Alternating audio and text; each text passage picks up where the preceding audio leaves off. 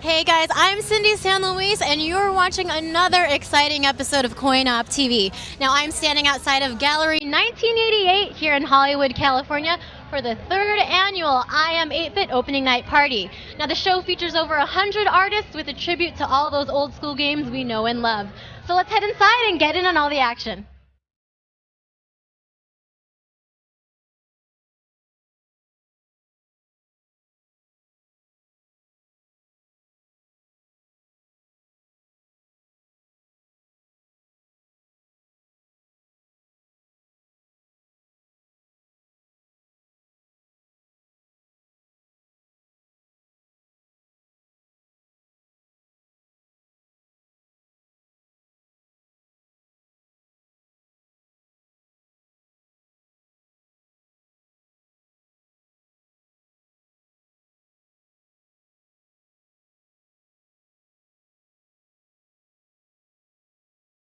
So we've tracked down Greg Simpkins, and here he is in front of his Forbidden Fruits artwork this year. Can you tell us about it?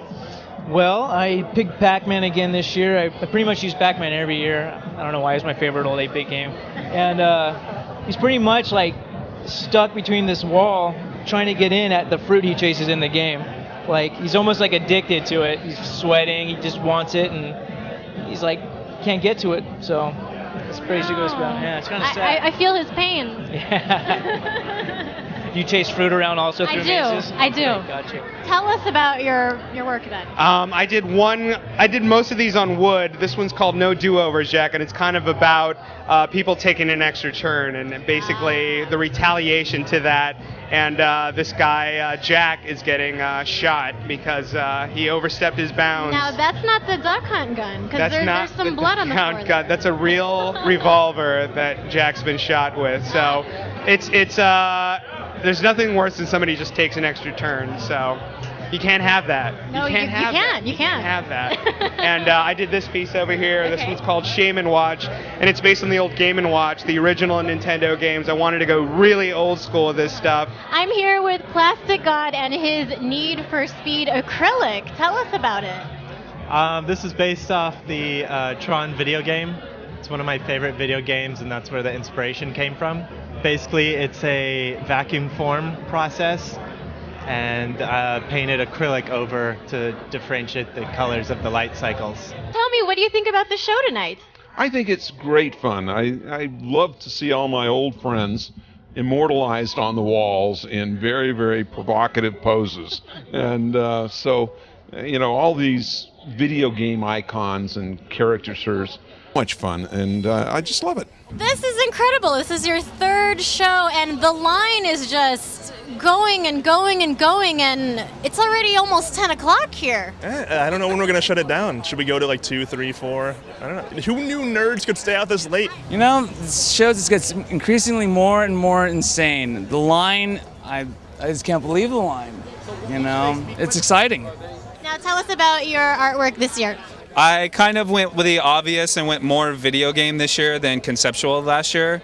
I actually worked with a different medium this year. I worked on denim, which I've never done before, which was kind of cool. It was kind of different. Atari was a big push for all the things that are here tonight. How does that make you feel?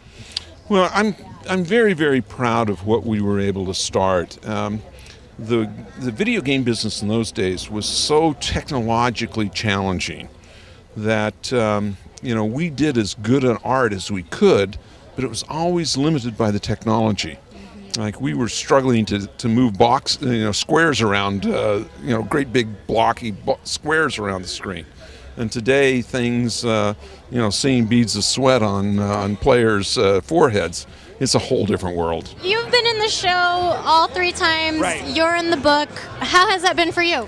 It's been awesome. I mean, it's just such a great art clique to be in because we all love Nintendo, and it's great to just be among nerd artists. I mean, because we're all obsessive about this, and it's our favorite subject. So it's all about the community of artists. It's really about all coming together for a love that we all share, which is Nintendo. And according to the public, it's something people really want to see. So it's been really great. It's been really rewarding. And if nobody showed up to these, we'd still make them. So I'm with Andrew Wilson, who has some Legend of Zelda inspired artwork here. Yes.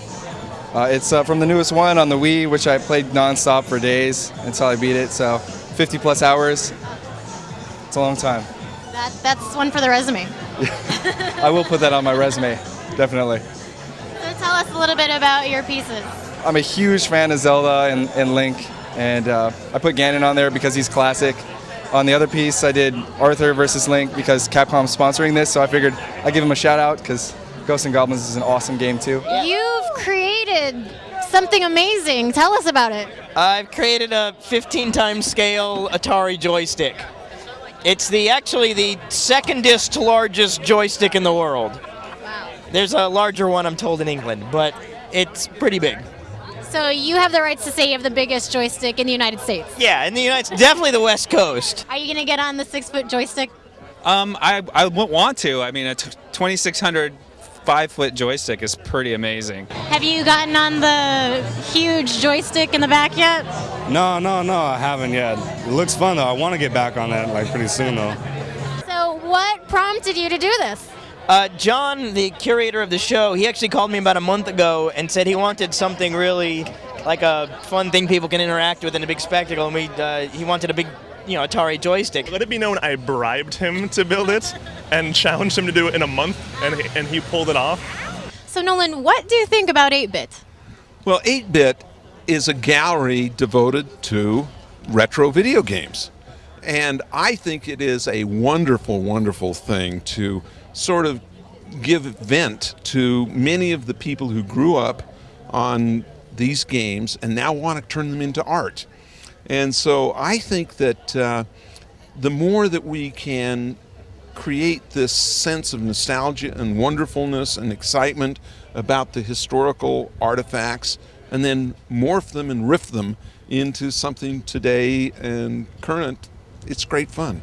And so now you have gone ahead onto new ventures. I hear you're in the restaurant business now. Tell us about that. Well, I've been in the restaurant business with Chuck E. Cheese. And so the whole idea of games and restaurants come natural to me. Okay. But what we have now is iam8bit, which is aimed at young adults, and it is really about touchscreen ordering at every table, but then games that present a social environment. I want people to talk more while they're playing, not less. And so 6-player Pong game, walls dressed in video, and we've got a huge hit on our hands. Hour waits on the weekends. We're at the Topanga Canyon Westfield Promenade in Woodland Hills. It's called iam8bit, and we love what we're doing, and people are loving it. We've just got rave reviews. Are there any artists here tonight that you really rallied for to get here that you're super proud of that they're here tonight? I'm not personally. I'm kind of sad that he's not here, but this guy Shuji Suzuki from Japan.